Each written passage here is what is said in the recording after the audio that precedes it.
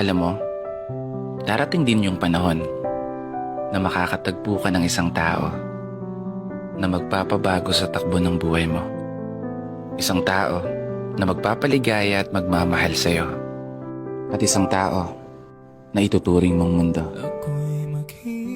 Naniniwala ka ba sa tadhana? Naniniwala ka ba na lahat ng nilalang sa mundong to may nakalaan na kanya-kanyang kapareha? Lahat ng tao sa mundong to nakatadhanang maging masaya. Na kahit pa lahat ng tao sa mundong to may kanya-kanyang problema na dinadala. Isang mundo na kung saan lahat ng tao may kanya-kanyang laban na gustong ipanalo. Isang laban kasama ang isang tamang tao. Isang tao na gagabay at magtuturo sa tamang direksyon na pupuntahan mo.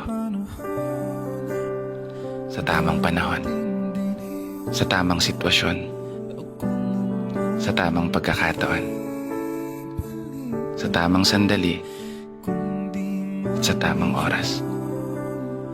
Darating din ang tamang tao na makakasama mong humarap sa bawat bukas.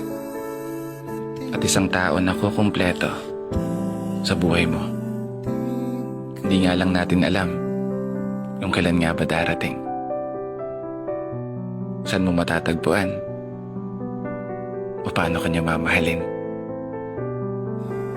Basta ngayon, kung nag-iisa ka, i-enjoy mo yung buhay. At mas kilalanin mo pa yung sarili mo sa ano pa yung kaya mong gawin. Hanggang saan pa yung kaya mong marating. Ano ba yung dapat baguhin? O ano ba yung dapat alisin? Para pag dumating yung araw na ibigay sa'yo ng tadhana at makatagpo ka ng tamang tao, handa na ang sarili mo.